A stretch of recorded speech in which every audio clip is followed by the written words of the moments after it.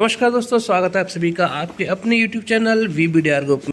दोस्तों, पूरा हफ्ता आज हफ्ते का आखिरी दिन था और मार्केट ने पॉजिटिव नोट पर क्लोजिंग दी है। और सबसे बड़ी बात है कि 24,000 के ऊपर क्लोजिंग दी है। ये बड़ी बात है, पूरा डिस्कस करेंगे। ये इस महीने का क्लोज़र हो चुका, इस हफ्ते का क्लोज़र हो चुका है ऑलरेडी, और अब अगले हफ्ते क्या होने वाला है वो सब चीज़ें डिस्कस करूंगा आपके साथ में। क्या बड़े फैक्टर्स हैं जो अगले हफ्ते मार्केट पर असर डालते हुए नज़र आएंगे, और क्या बड़ी चीज़ है जो मार्केट को हमेशा ऊपर ले जाने का काम करती है, वो सब चीज़ें डिस्कस करूँगा। पहले आपसे बड़ी न्यूज़ शेयर करूँगा और उसके बाद में क्या अगले हफ्ते हो सकता है, और उसके बाद डिस्कस करूँगा कि क्या हुआ आज के दिन और पूरे हफ्ते क्या होगा। और साथ में आपके साथ में 6 शेयर डिस्कस करूँगा, एनालिसिस आपके साथ में शेयर करूँगा जो कि आपको आने वाले टाइम में बन सकते हैं मल्टी बैगर। और चैनल सब्सक्राइब नहीं किया है तो चैनल सब्सक्राइब कर लीजिएगा, क्योंकि एक भी अपडेट मिस हो जाती है तो सेटअप ठीक से नहीं बन पाता। तो वो सारी चीज़ें, बड़ी इंपॉर्टेंट न्यूज़ मैं आपको दे देता हूँ। और जो आज की वीडियो है, फ्राइडे के दिन की जो वीडियो मेरी होती है, वो अगले पूरे हफ्ते के लिए होती है कि पूरे हफ्ते ओवरऑल मार्केट का व्यू क्या रहेगा, पॉजिटिव नोट पर रहेगा या फिर नेगेटिव नोट पर रहेगा। वो सारे पैरामीटर्स आपके साथ में डिस्कस करूंगा, तो वीडियो में अंत तक ज़रूर बने रहिएगा। तो सबसे पहले बड़ी न्यूज़ का एनालिसिस कर लेते हैं, जो हर हफ्ते हर फ्राइडे को मार्केट क्लोज होने के बाद में हमारी सरकार या फिर कह सकते हैं कि RBI शेयर करती है, और जिसके बेसिस पे निफ्टी बैंक और निफ्टी रिएक्ट करता हुआ नज़र आता है। आपने देखा होगा कि 705 का हाई लगाने के बाद में हमारा फॉरेक्स रिज़र्व 705 का हाई लगाने के बाद में क्या हो चुका है, लगातार 8वें हफ्ते हम क्या हो रहे हैं, डाउन जा रहे हैं। हमारे फॉरेक्स रिजर्व घटते हुए नज़र आ रहे हैं। यही सिलसिला चलता हुआ आ रहा है, और तब से लेके अब तक हमारी मार्केट ने नेगेटिव साइड में ही रुख बनाए हुए है। तो आज वो फ्राइडे का डेटा आ चुका है, RBI ने डेटा दे दिया है, और मार्केट क्लोज होने के बाद ही डेटा आता है। तो वो डेटा आ गया है, चर्चा करेंगे पूरा कि क्या रहा फॉरेक्स रिजर्व का, घटा या बढ़ा। वो सारी चीज़ें आपके साथ में बताऊंगा, कहाँ पर गिरावट हुई, कहाँ पर तेज़ी हुई, जिसकी वजह से ओवरऑल फॉरेक्स रिजर्व कितना रहा।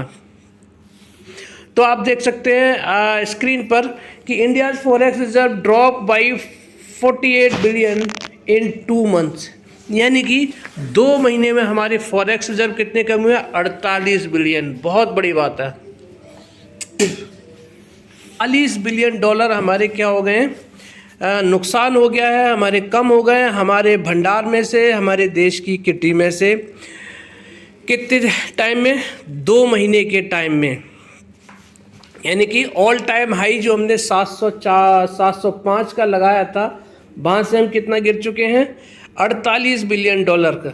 और तब से लेके अब तक मार्केट हमारा क्या कर रहा है, परेशान करता हुआ नज़र आ रहा है, क्योंकि FII लगातार बिकवाली करते हुए आ रहे हैं। फॉरेक्स का जो लिंक होता है वो दोस्तों किससे डायरेक्टली लिंक होता है, FII से। किसी भी देश के अगर, किसी भी कंट्री के अगर फॉरेक्स रिजर्व बढ़ रहे हैं तो वहाँ पर जो FII है वो क्या करेंगे, बाइंग करेंगे। और जिस देश के फॉरेक्स रिजर्व घट रहे हैं, जिस देश के फॉरेक्स रिजर्व घट रहे हैं, वहाँ पर FII बिकवाली करेंगे। तो लगातार 8 महीने से दोस्तों क्या हो रहे हैं, हमारे फॉरेक्स रिजर्व घट रहे हैं और FII लगातार बिकवाली कर रहे हैं, 1-2 दिन को छोड़ दिया जाए तो आप 2 महीने के टाइम में आप देखेंगे तो बड़ी बिकवाली करी है हमारे FII ने, क्योंकि हमारे फॉरेक्स रिजर्व बहुत ज़्यादा घटे हैं हमारे, यानी 705 से हम कितना गिर चुके हैं, 48 बिलियन डॉलर। तो ये बड़ा रीज़न था मार्केट में प्रेशर आने का, क्योंकि FII हर दिन हर हफ्ते बिकवाली करते हुए नज़र आ रहे हैं। और उसका मेन रीज़न क्या है कि हमारा जो डॉलर है, डॉलर बढ़ता हुआ जा रहा है, जिसकी वजह से जो INR है, हमारा इंडियन करेंसी है, वो क्या कर रही है, डिप्रिशिएट होती जा रही है। INR जो हमारा है वो कमज़ोर होता जा रहा है, और यही रीज़न है कि FII क्या कर रहे हैं, बिकवाली कर रहे हैं। हमारा रुपया कमज़ोर हो रहा है, फॉरेक्स घट रहे हैं। डॉलर इंडेक्स में तेज़ी आई थी, डॉलर इंडेक्स में तेज़ी आई, डॉलर में तेज़ी आई, हमारा रुपया कमज़ोर हुआ। हमारा रुपया कमज़ोर हुआ, क्यों कमज़ोर हुआ? क्योंकि हमारे फॉरेक्स रिज़र्व घटे, डॉलर बढ़ा, और इन सब की वजह से क्या हुआ, जो FII है उनका भरोसा कम हुआ हम पर, और जिसकी वजह से क्या कर रहे हैं, वो लगातार क्या कर रहे हैं, बिकवाली करते हुए आ रहे हैं, और उसका नतीजा है कि हमारी जो मार्केट है लगातार गिरती जा रही थी।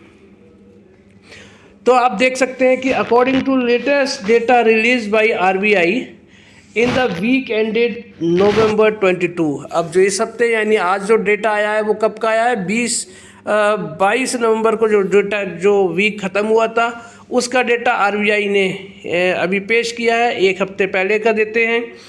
तो उसमें क्या है, the India's foreign exchange reserves foreign exchange declined by 1.31 billion to stand at 656.58 billion dollar. यानी कि इस हफ्ते भी हम लोग कब क्या हुई है, हमारी फॉरेक्स रिजर्व घटे हैं 1.31 बिलियन डॉलर से। लेकिन राहत की बात है कि हम में जो इस बार गिरावट हुई है बहुत ही कम गिरावट हुई है, ज़्यादा बड़ी गिरावट नहीं है। ये राहत भरी सांस है, ये थोड़ी सी राहत है हमारी मार्केट के लिए अगले हफ्ते के लिए। ज़्यादा बड़ी गिरावट देखने को नहीं मिली है, और गिरावट के बाद हम कहाँ आ चुके हैं, 656.58 बिलियन डॉलर आ चुके हैं।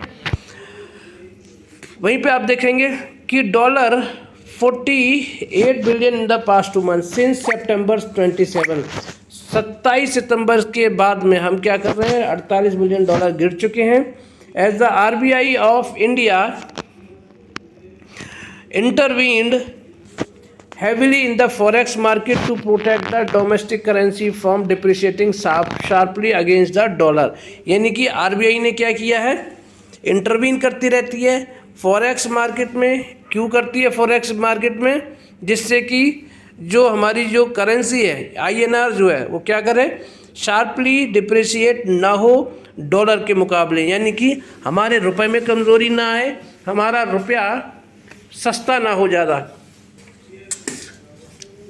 मुकाबले हमारी वैल्यू कम ना हो। डॉलर के मुकाबले हमारी वैल्यू कम होगी, कब कम होगी, जब हमारा $1 के मुकाबले हमारे रुपए की वैल्यू बढ़ती जाएगी।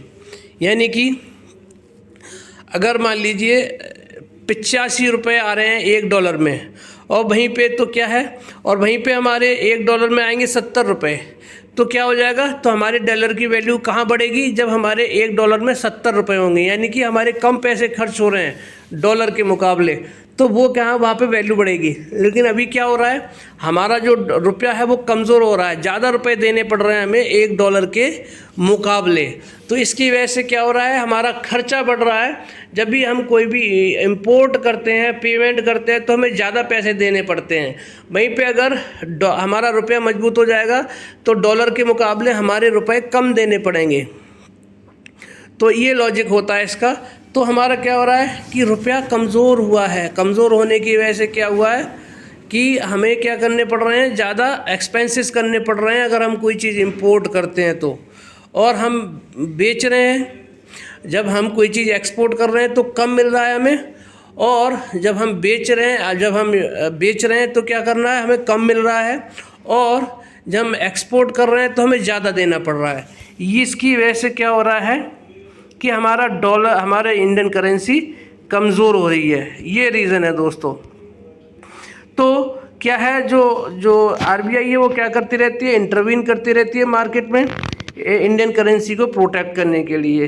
तो इसी की वजह से क्या है कि हमारा थोड़ा नुकसान ज़्यादा हुआ है, क्योंकि हम लोग बचाने में लगे हुए हैं शार्पली फॉल ना आए।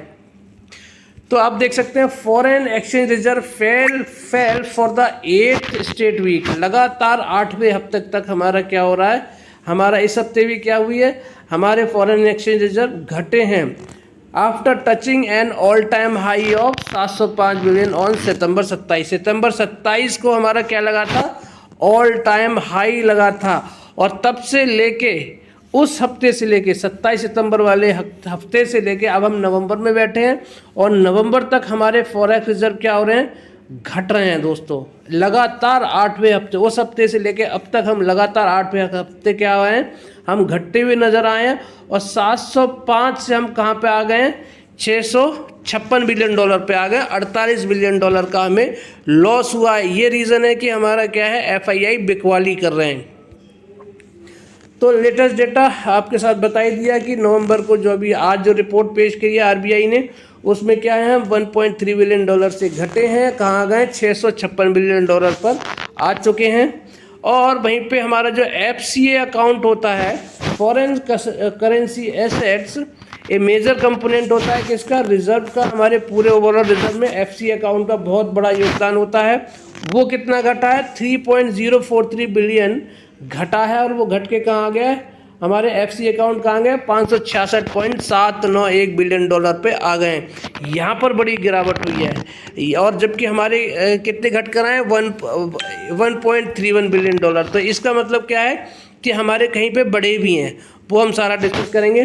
तो डाटा कह रहा है कि हमारा जो क्या कहता है, जो FCA अकाउंट में उसमें ज़्यादा बड़ा घाटा हुआ है। वहीं पे आप देखेंगे गोल्ड रिजर्व में क्या हुआ, इतनी बढ़ोतरी हुई है, इसने हमें संभाला है। गोल्ड रिजर्व में क्या किया है, हमें संभाला है। यहाँ तो हम घटे हैं FCA अकाउंट में, लेकिन गोल्ड रिजर्व में हम यहाँ पर बढ़े हैं 1.82 बिलियन डॉलर से, और बढ़ के कहाँ पहुँच गए हैं, 67.573 बिलियन डॉलर पर पहुँच गए हैं। वहीं पर SDR है, स्पेशल ड्राइंग राइट्स जो हैं, वो कहाँ हुआ, 79 मिलियन डॉलर से वहाँ पर क्या हुआ, घाटा हुआ है। और कहाँ पे आ गए, 17.985 बिलियन पे आ गए। और India's reserve position with the international monetary fund, IMF में जो हमारी पोजीशन होती है, वो भी हमारी क्या हुई है, घटी हुई है 15 मिलियन डॉलर से। और हम कहाँ पे आ गए, IMF में हमारी अभी करेंटली पोजीशन कितनी है, 4.23 बिलियन डॉलर अभी बनी हुई है, यानी घटने के बाद में 22 नवंबर तक वाले हफ्ते तक।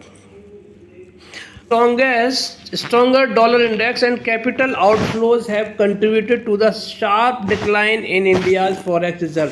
क्या है, डॉलर इंडेक्स में बहुत शार्प तेजी आई है, और जो पैसा हमने एक्सपोर्ट किया है उसमें क्या है, ज़्यादा पैसा देना पड़ा है। उसकी वजह से क्या हुआ है, हमारे फॉरेक्स रिजर्व घटे हैं, ऐसा एक्सपर्ट्स का कहना है। और ये तो डायरेक्टली मैंने आपको बता ही दिया था, जिसकी वजह से ये होता है। The RBI has been intervening in the foreign exchange market to curb volatility, which has also contributed to the fall। यानी कि मार्केट को, हमारे जो रुपया है उसकी वॉलेटिलिटी को कम करने के लिए हम क्या करते हैं, डॉलर में शॉर्ट पोजीशन बनाते हैं, जिससे कि डॉलर ऊपर ना आए। शॉर्ट करते हैं, जैसे हिंडनबर्ग ने शॉर्ट किया था, वैसे ही हम क्या करते हैं, डॉलर में शॉर्ट करते हैं। डॉलर में शॉर्ट क्यों करते हैं, जिससे कि डॉलर नीचे आ जाए, और डॉलर नीचे आ जाएगा तो हमारा रुपया मजबूत होगा। लेकिन शॉर्ट पोजीशन बनाने के बाद में लेकिन हो क्या रहा है, उल्टा हो रहा है, डॉलर रुक नहीं रहा है, डॉलर ऊपर ही जा रहा है। तो हमारा क्या हो रहा है, वहाँ पर भी नुकसान हो रहा है। तो ये भी एक बड़ा रीज़न रहा है हमारे फॉरेक्स रिजर्व घटने का शार्पली। तो रुपया आप देख सकते हैं, अभी यहाँ पे आपको बिल्कुल देसी भाषा में समझ में आ जाए कि रुपया जो डेप्रिशिएट हुआ है, रुपए में हमारा जो नुकसान हुआ है 48.48% का क्या हुआ है, हमारा नुकसान हुआ है, डेप्रिशिएट हुआ है अगेंस्ट द डॉलर इन नवंबर में। नवंबर में हमारा रुपया कितना बढ़ गया है, डॉलर के मुकाबले 0.48 पैसा उनको बढ़ गया है। यानी कि मान लीजिए 85 रुपये हम $1 में देते थे, तो अब कितना दिया है नवंबर में, 85.48। एग्जाम्पल के लिए मैंने आपको बताया। तो यहाँ पे क्या है, 48 पैसे से हमारी वैल्यू घटी है, यानी कि नुकसान हुआ है। आफ्टर फॉलिंग बाई 0.25% इन अक्टूबर, यानी कि अक्टूबर में भी हमारा 0.25% क्या हुआ था, नुकसान हुआ था। उसके बाद में नवंबर में इतना नुकसान हो गया। तो यहाँ पे क्या रहा है, लगभग नुकसान ही हो रहा है, हमारा रुपया कमज़ोरी हो रहा है। तो 2024 में अगर आप देखेंगे तो क्या है, डोमेस्टिक करेंसी जो हमारी पूरे साल का अगर लगाएं हम 1 जनवरी से लेके अब तक, तो हमारा 1.5% जो है क्या हुआ है, डॉलर के मुकाबले हमारे रुपए का नुकसान हुआ है, हमारी वैल्यू घटी है, हमारा रुपया कमज़ोर हुआ है। यानी कि डॉलर के मुकाबले अब हम 1.52% एक्स्ट्रा दे रहे हैं अगर हम अगर हम इंपोर्ट करते हैं, ख़रीदारी करते हैं तो मेरे ख्याल से आप समझ में आ गया होगा कि पूरे 2024 में हमारे रुपए का नुकसान कितना हुआ है, 1.52%। यानी कि अगर हम 100 रुपये मान के चलें कि $1 का मान लीजिए 100 रुपया है, तो हमारा 2024 में हमें $1 के मुकाबले कितना देना पड़ रहा है अब, 101 रुपये 52 पैसे। यानी कि पूरे 2024 में हमें लगभग 1.5% का क्या हुआ है, नुकसान हुआ है, हमारा रुपया कमज़ोर हुआ है। यह रीज़न है कि हमारी जो करेंसी है, और जब मेजरली कब गिरा है हमारा, अभी गिरा है। कब गिरा है, सितंबर से लेके अब तक गिरा है। तो ये मेजरली रीज़न रहा है कि हमारा शार्प डिक्लाइन हुआ है। तो अब पिछले हफ्ते देखा आपने, पिछले हफ्ते में क्या हुआ था, इससे पिछले हफ्ते में the countries forex reserves declined $17.76 billion. यानी कि पिछले हफ्ते जो गिरावट हुई है, जो हमारे जो फॉरेक्स रिजर्व घटे थे, वो बड़ा फॉल आया था, बड़ा ही हैवीली फॉल आया था, $17.76 बिलियन का। बहुत बड़ा किसी भी हफ्ते में क्या हुआ है, अब तक का किसी भी हफ्ते में सबसे ज़्यादा गिरावट कब आई है, पिछले हफ्ते में देखने को मिली थी। एक ही हफ्ते में हमें $17.76 बिलियन का नुकसान हुआ था।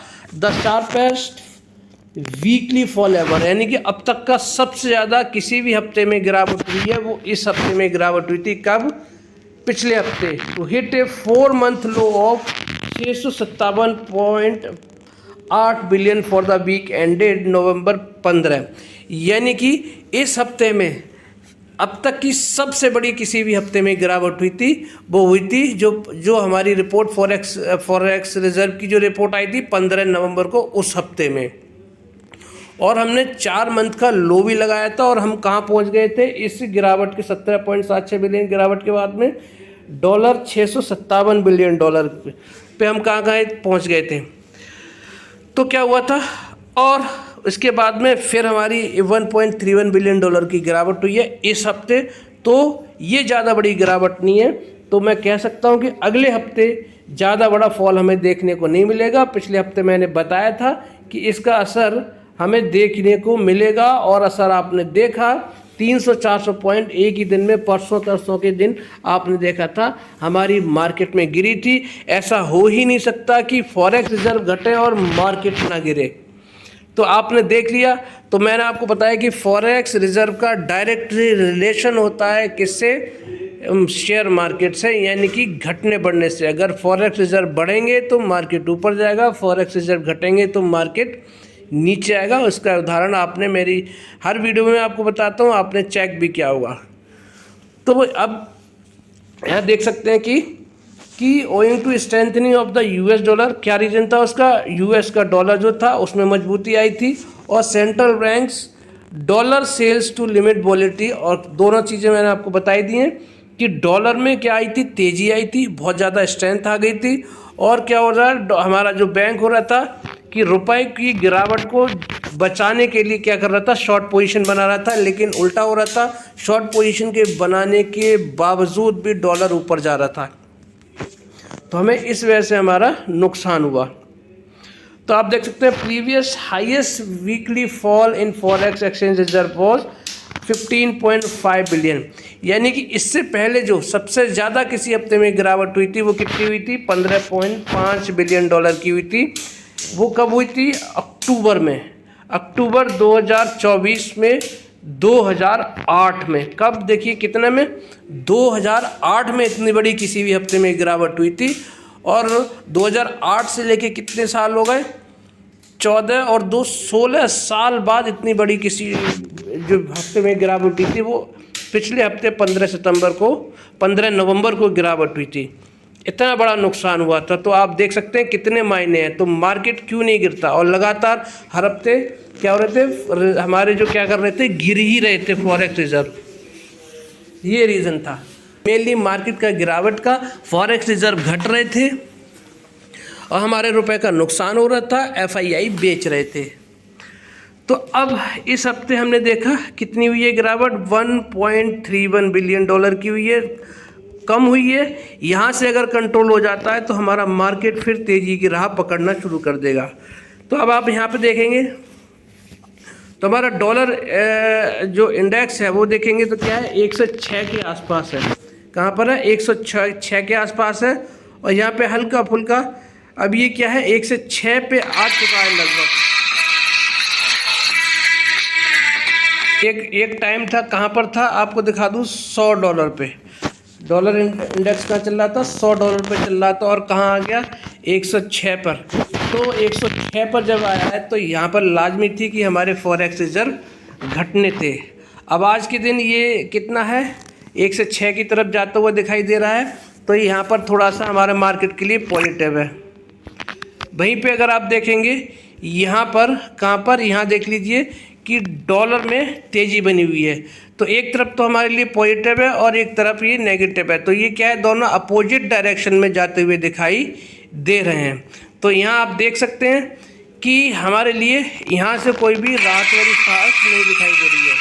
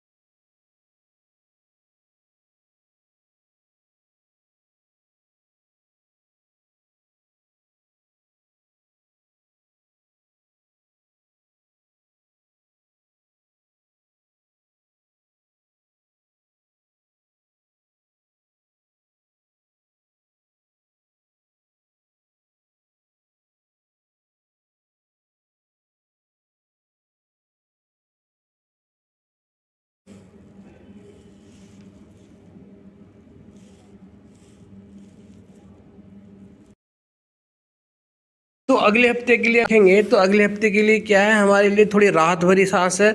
मार्केट पॉजिटिव साइड में मूव करना चाहिए क्योंकि ज़्यादा बड़ी गिरावट हमारे फॉरेक्स में नहीं हुई है। हो सकता है कि एफआईआई भी कुछ न कुछ खरीदारी करते हुए नज़र आए।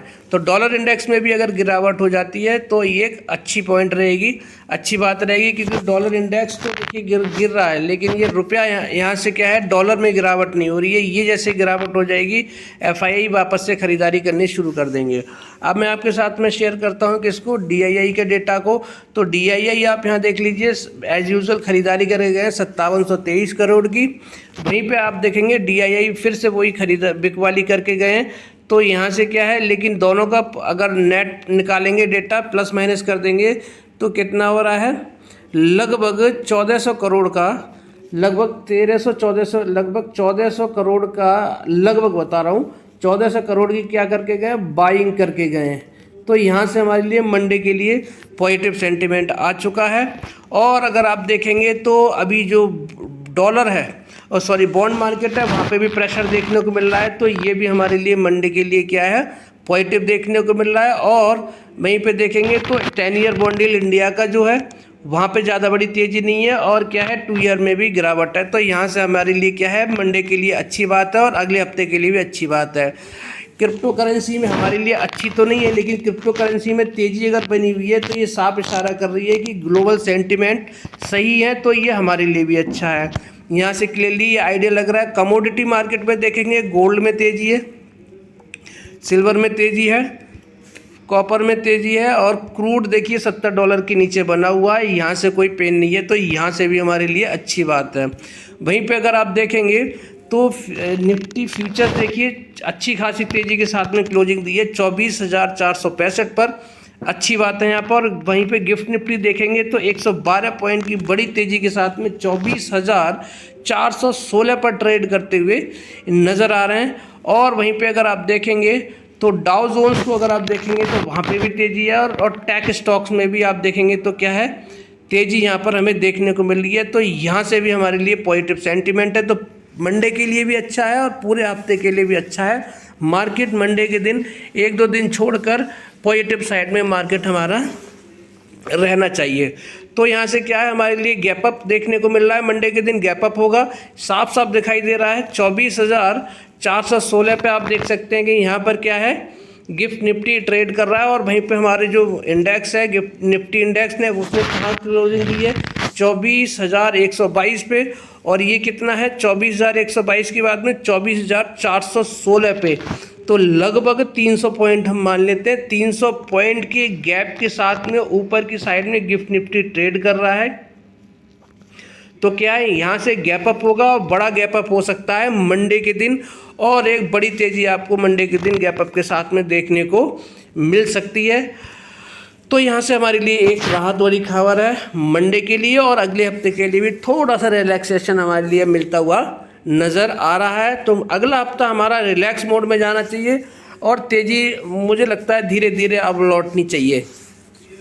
तो वहीं पे मैंने आपको गैप अप बोला था, कल देखिए गैप अप हुआ, 23,914 की क्लोजिंग थी और 23,951 पे ओपन हुआ है। गैप अप बोला था, गैप अप हुआ और हल्का सा नीचे गया था, यहाँ से ओपन होने के बाद में 23,951 के बाद में 23,948 तक गया, और 24,188 का आज हाई लगाया है, 24,122 पे क्लोज हुआ है, तो यहाँ पर देख सकते हैं। और 24,416 पे बड़ी तेज़ी के साथ में क्या कर रहा है, गिफ्ट निफ्टी ट्रेड करता हुआ नज़र आ रहा है। यहाँ से हमारे लिए क्या है, मंडे के दिन गैप अप है, अगला हफ्ता भी हमारा अच्छा जाना चाहिए। और तो मंडे के दिन तो अच्छा है ही है, और क्या बोलते हैं उसके बाद में अगला हफ्ता भी अच्छा जाना चाहिए। अब बात है कि मंडे के दिन गैप अप तो होगा, लेकिन गैप अप के बाद में करें क्या, होल्ड करें या एग्जिट कर जाएं।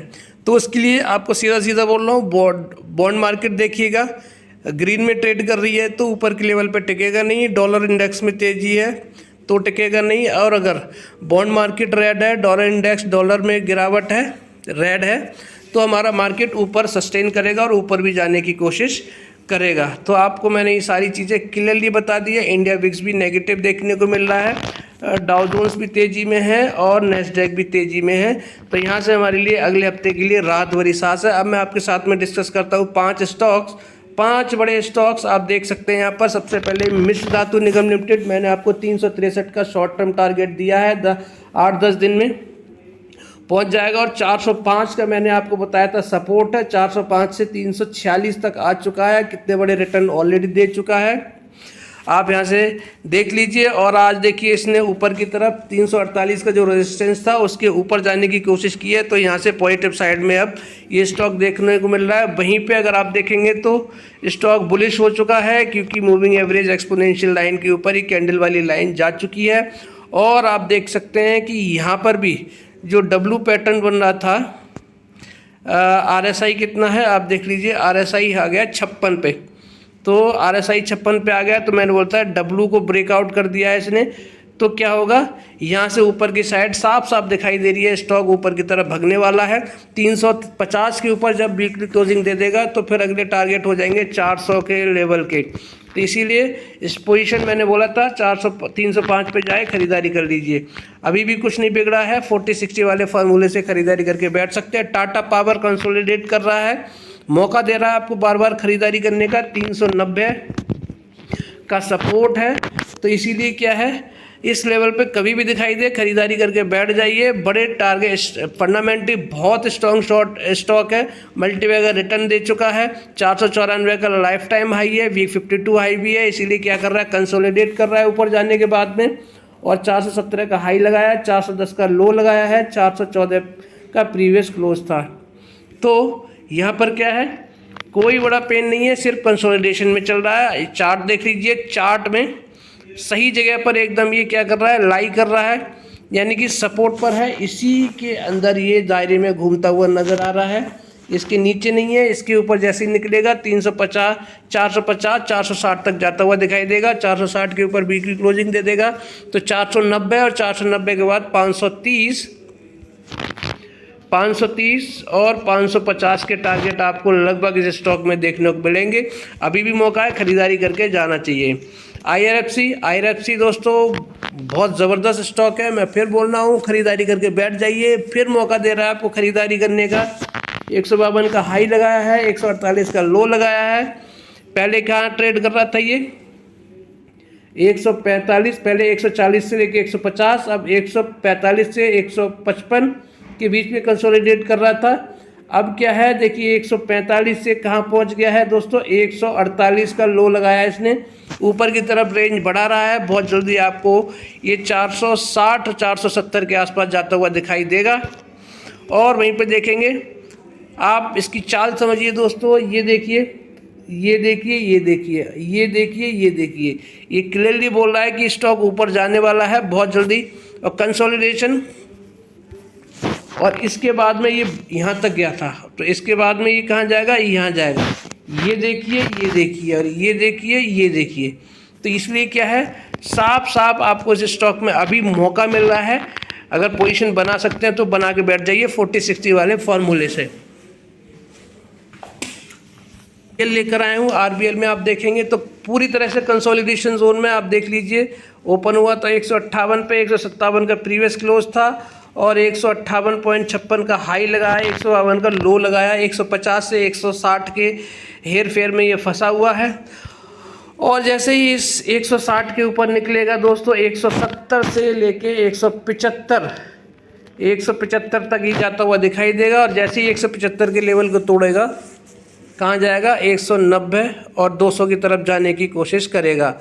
तो ये देखिए कंसोलिडेशन में, पूरी तरह से कंसोलिडेशन में, और वहीं पर रुका हुआ है। ये देखिए, ये जो है ना, तो जितना लंबा कंसोलिडेशन हो जाएगा उतनी ज़्यादा स्ट्रेंथ आएगी स्टॉक में, और ऊपर की साइड भागने की कोशिश करेगा। तो 40-60 वाले फॉर्मूले से बना खरीदारी करके बैठ जाइए, ऐसा मौका दोबारा नहीं मिलेगा। मैं आपको फिर बोल रहा हूँ, जैसे ही फॉरेक्स रिजर्व में तेज़ी आएगी, मार्केट भागेगा बहुत तेज़ी से, पकड़ नहीं पाएंगे हम सब लोग।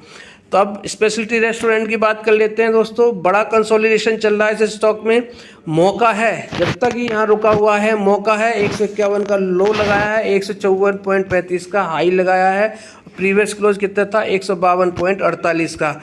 अब आप यहाँ पे देख लीजिए, ये देखिए कितना बड़ा कंसोलिडेशन है ये। तो इसीलिए मैं बोल रहा हूँ, जितना लंबा कंसोलिडेशन है, और जो मैंने जो लाइंस ड्रॉ की हैं, सपोर्ट ड्रॉ की है, वहीं पे टिका हुआ है ये। और ये क्या है, ये देखिए, यहाँ से जैसे ही ये ऊपर की तरफ जाएगा, इस ब्रेकआउट को जैसे ही होगा, यहाँ पर 170 के ऊपर ये क्लोजिंग दे देगा, 160 के ऊपर सस्टेन करेगा, तो फिर ये 200 तक के टारगेट आपको इस स्टॉक में देखने को मिलेंगे। इसीलिए खरीदारी करके बैठ जाइए 40-60 वाले फॉर्मूले से। जब तक नहीं बढ़ रहा है तब तक एक मौका है, बढ़ेगा तो एकदम शार्प तेज़ी आती है इस स्टॉक में, स्पेशलिटी रेस्टोरेंट में और मिश्र धातु निगम लिमिटेड में, ध्यान रखिएगा। तो फिर पकड़ पाना मुश्किल हो जाएगा। और फिर से जम्मू एंड कश्मीर बैंक कल मैंने ऐड किया था, और आप देखेंगे इसको तो कंसोलिडेशन में चल रहा है। देखिए 96 रुपये का लो लगाया, 96.11 और 98.45 का इसने हाई लगाया है इसी लेवल पे। और वीक 52 हाई देखिए 152 है, और इस ये 95 से लेके 95 से लेके 99 के बीच में कंसोलिडेशन कर रहा है। जैसे ही इस स्टॉक, जब ऐसे ही इस घेरे से निकलेगा बाहर, और बहुत जल्दी निकलेगा, आप देखिए ना, काफ़ी कई दिन हो गए यहाँ पर, काफ़ी टाइम हो गया यहाँ पर रुके हुए इस लेवल पे।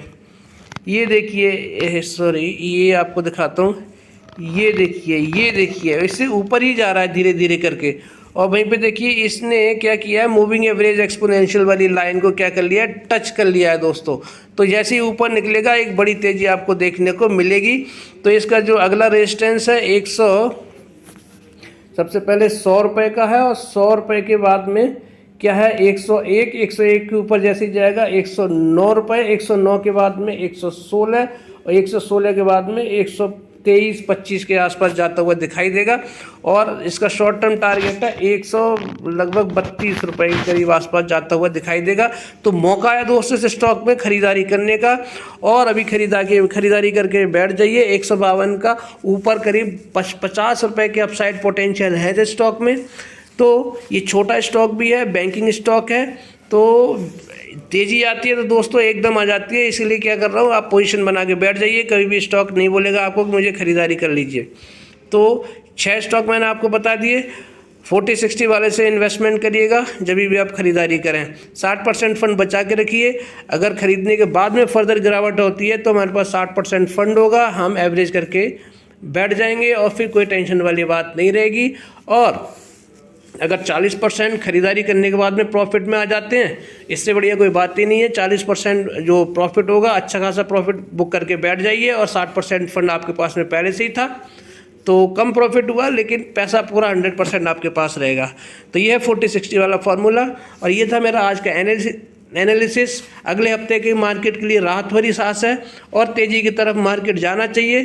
फॉरेक्स रिजर्व में ज़्यादा बड़ी गिरावट नहीं है, हालांकि 8वें हफ्ते गिरावट हुई है, लेकिन सारे सेंटिमेंट्स अब लगभग पॉजिटिव देखने को मिल रहे हैं। अगर और वहाँ पर देखेंगे इज़राइल और उसमें लेबनान में क्या हुआ है, वहाँ पर युद्ध रुकने की बात चल रही है, और अभी आप देखेंगे तो वहाँ पर क्या हुआ है, संधि भी हो गई है। 2 हफ्ते या 2 महीने तक का मुझे डेट कंफर्म नहीं है, टाइम कंफर्म नहीं है, वहाँ पर अभी क्या है, युद्ध विराम लग गया है। तो ऐसी पॉजिटिव न्यूज़ आती रहेंगी। स्टॉक मार्केट कब भाग जाएगा ऊपर कुछ नहीं हो पाएगा, और क्या है, फिर हाथ मलते रह जाएंगे। तो इसलिए सही समय है इन्वेस्टमेंट करने का, पोजीशन बनाने का। ये था मेरा आज का एनालिसिस। वीडियो अच्छी लगी तो सब्सक्राइब करना मत भूलिएगा, शेयर करना मत भूलिएगा, साथ में लाइक भी करिएगा। राधे राधे, जय श्री राम, जय श्री।